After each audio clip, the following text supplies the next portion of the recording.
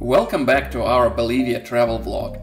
In this episode, we'll be exploring the historic city of Potosí, known for its rich mining history and colonial architecture. We'll also be visiting the breathtaking Salar de Uyuni, the world's largest salt flat, and climbing Mount Tunupa, a dormant volcano with stunning views of the surrounding landscape. So sit back, relax, and join us as we discover the beauty and culture of Bolivia.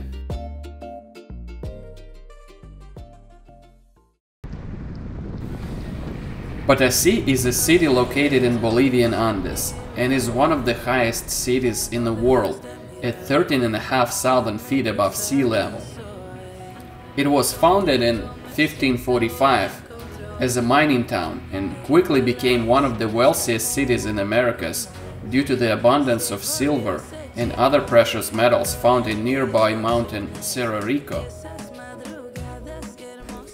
Streets in Potosí are very narrow and on-street parking is very difficult, but hotels typically have garages for overnight stay.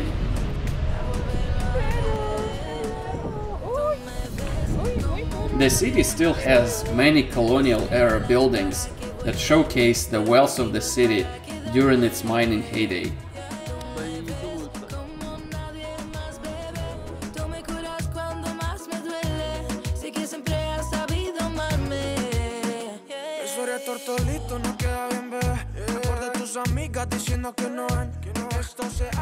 When we heard about the road that had been built to the summit, we knew we had to go and explore it. We set off early in the morning, the sun just beginning to rise over the horizon. The road to the summit of Cerro Rico is a winding and narrow path that takes drivers through some of the most beautiful landscapes in the area. It offers breathtaking views of the mountain and surrounding villages, and it's a must-see for anyone looking to explore the area by car. After hours of navigating through a complex network of roads, we eventually found ourselves at a dead end. However, our luck changed when we stumbled upon a mining camp.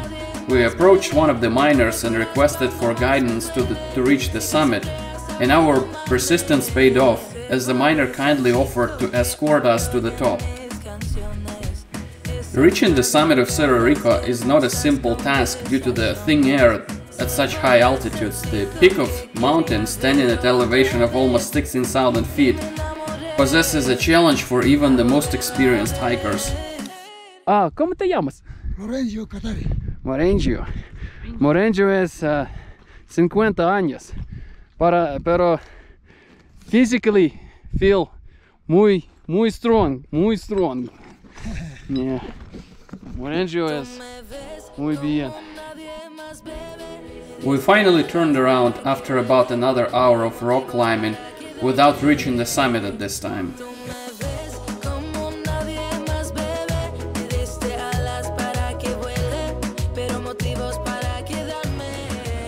After returning back to the camp, Morengio showed us their mine and equipment they use.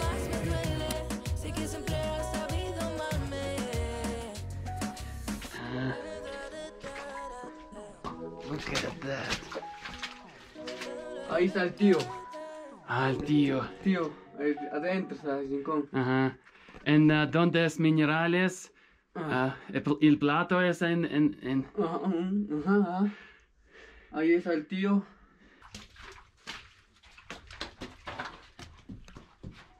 Estoy enloqueciendo. Estoy enloqueciendo. Estoy enloqueciendo. Enloqueciendo por tu amor. People in Bolivia are adapted to these high altitudes and able to climb these mountains easy. For us, even the short walks in these mountains is quite challenging.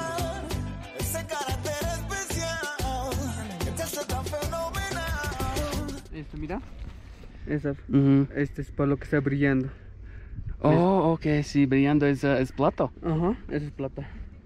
Yeah. ¿Cuánto plato es en esta roca? Aproximadamente, ¿cuántos gramos? Unos 15, algo por ahí. 15. ¿15 gramos en esta roca? Sí. En esta roca es 15 gramos of plato. Estoy enloqueciendo. Ya está, ya. And we're back on the road heading towards Uyuni. It is a popular route in Bolivia, known for its stunning landscapes and natural beauty. The road is unpaved at times and can be challenging to navigate, particularly during the rainy season. It passes through the Andean mountains and Bolivian Altiplano, offering views of snow-capped peaks, vast deserts and salt flats. The journey takes about 8 hours by car, and it's recommended to make it with 4x4 vehicle.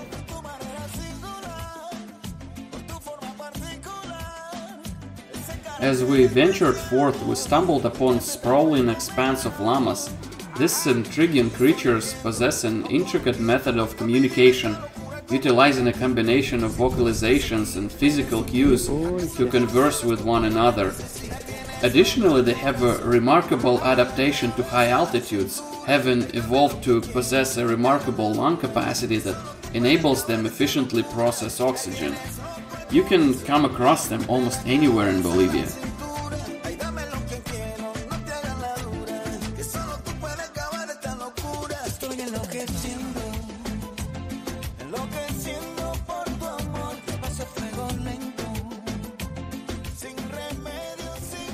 It is recommended to avoid traveling at night in Bolivia due to the increased risk of crime and accidents, as well as the presence of wild animals that may pose a danger to travelers.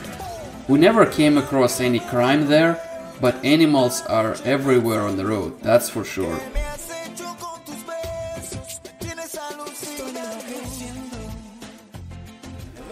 Our next destination is a well-known place in Uyuni, the train cemetery.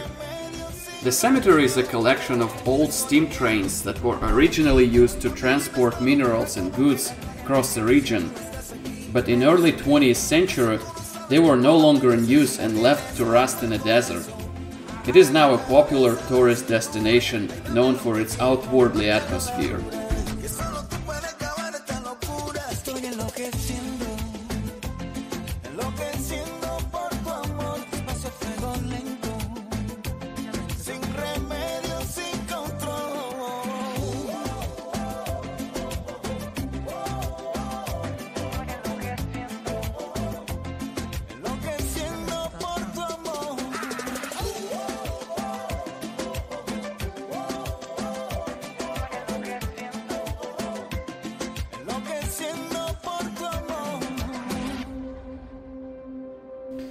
Before driving into Salar de Uyuni, we needed to get some warm clothes, as what we've had wasn't enough to go on a hikes. Knowing little Spanish can help you to get a better deal, but it's clearly not my case here.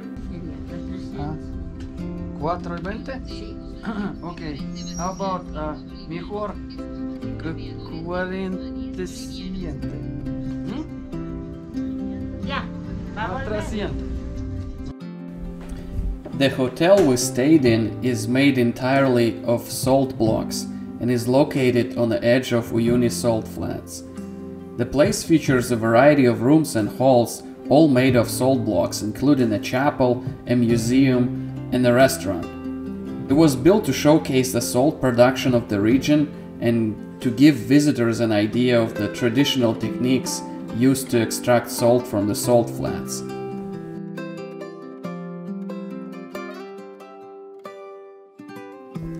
After spending a night in a salt room, we headed to Incawasi Island, also known as the Inca House. It's a small island located in the middle of the Salar de Uyuni.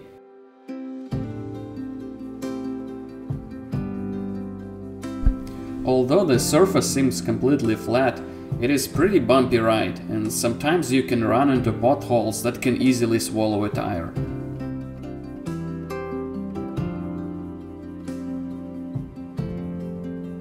Because of all the vibration, something got loose on our truck and started making annoying sounds. Помялось здесь, что-то примялось. И что-то там теперь болтается. I later discovered some unnecessary battery bracket that was dangling down below. The island is made up of an ancient coral reef and is a home to a variety of cacti and other desert plants. It is a popular destination for tourists visiting the area who came to see unusual landscape and to hike to the top of the island for a panoramic view of surrounding salt flats. The island is also considered sacred by local indigenous people and is believed to have been an important pilgrimage site for the Incas.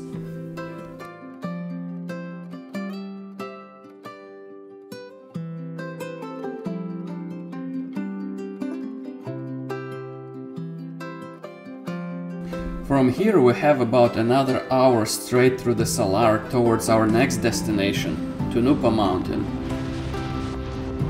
Although the mountain appeared to be much closer, it took a significant amount of time to actually reach it by car. During our visit, the Salar was entirely dry, except for the wet edges. There were only a few areas where it was possible to get back on land. One of these spots came as a surprise to us as it had a group of wild flamingos roaming around, seemingly unbothered by our presence.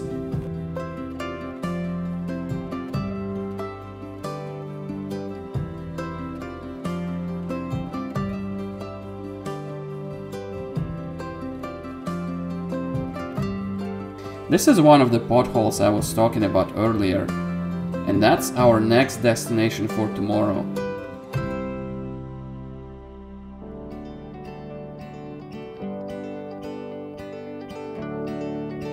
After reaching solid land, we arrived at some sort of visitor center, greeted by a dog and a friendly individual who provided us with some information on how to navigate the area.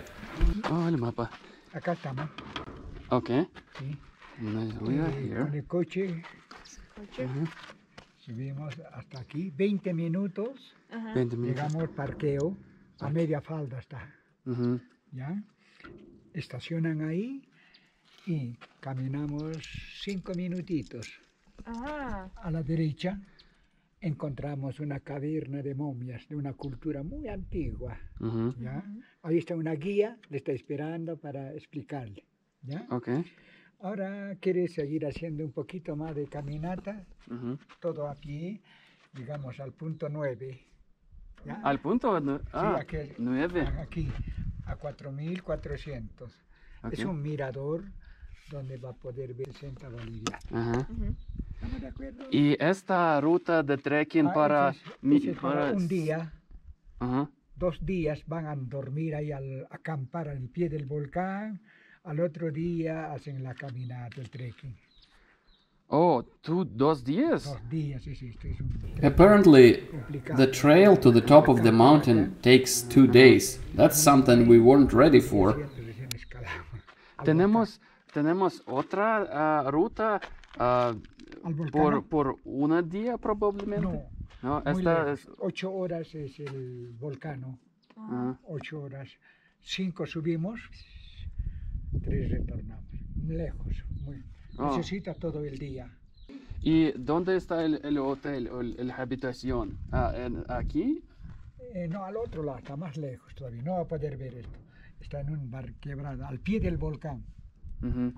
Esto está más a este lado. Because there was only one working hotel in the area, we rushed in there to make sure we can find rooms. ¿Cómo te llamas? Nonatan. Nice to meet you, Nonatan. Fortunately, during the time of our visit, there were relatively few tourists, which enabled us to secure a room with a view of the mountain in yet another hotel that was made completely out of salt. Be ready for a cold shower while in there, as this hotel has very little hot water. As we arrived and settled into our accommodations, we couldn't wait to set out and discover the local area. Our exploration led us to discover fascinating remnants of ancient villages and structures that were once thriving hubs of activity. Despite their rich history, most of the buildings we encountered appeared to be abandoned and were slowly succumbing to the elements. In Bolivia, it is common to see gates closed using a unique method where the large boulder is placed in front of the gate to keep it securely shut, or like that.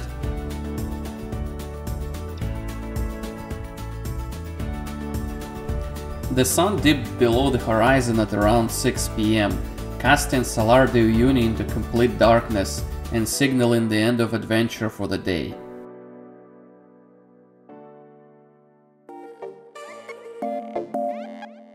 The next morning we woke up early, ready to tackle a hike that would normally take 2 days, but we had a tight schedule and needed to complete it in just 1 day and return to our hotel before nightfall.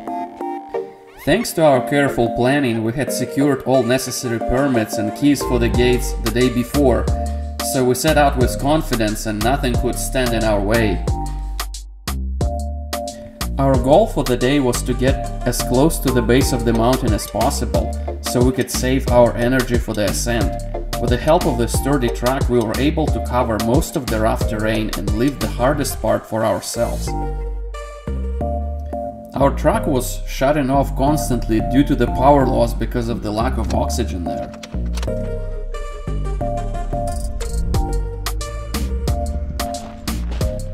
Going up this hill, you'll need to drive on a lot of loose rocks that don't provide a lot of grip, so it's a constant struggle.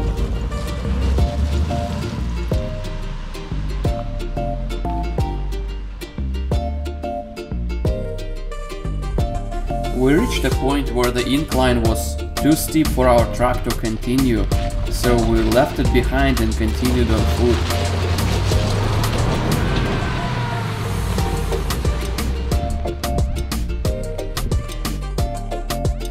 Fortunately, we were only a short distance away from reaching our destination.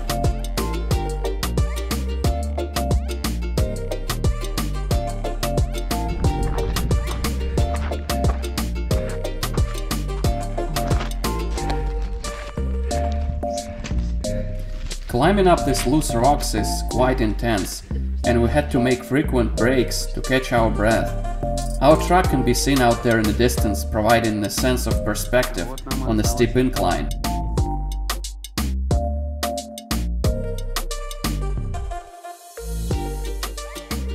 Roughly in the middle of the trail, we stopped for lunch at a conveniently flat area that was very much needed before making a final leap to our destination.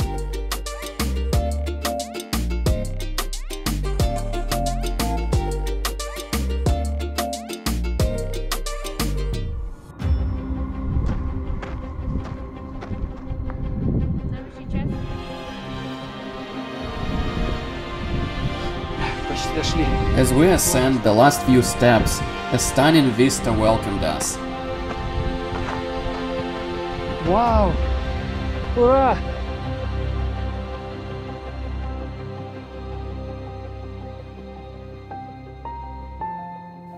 We didn't quite make it to the summit that day. Our exhaustion levels had become too great and the day was coming to a close, so we had to swiftly pack up and retreat. Despite this, we made a commitment to return and try it again.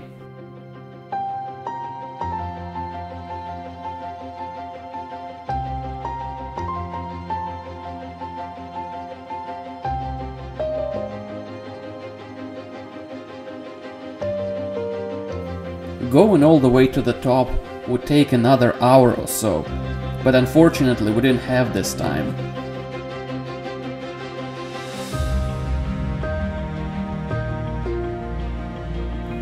Going back down was much easier, and we made it all the way back in less than 4 hours.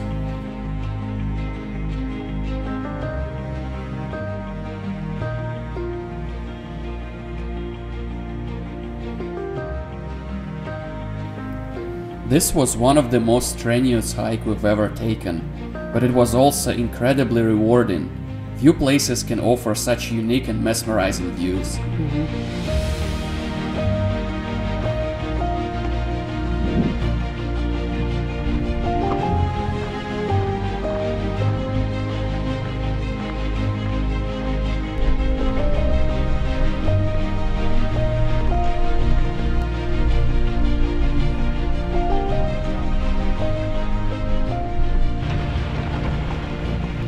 Climbing up Mount Tunupa volcano was an amazing experience that we'll never forget. We simply must do it again.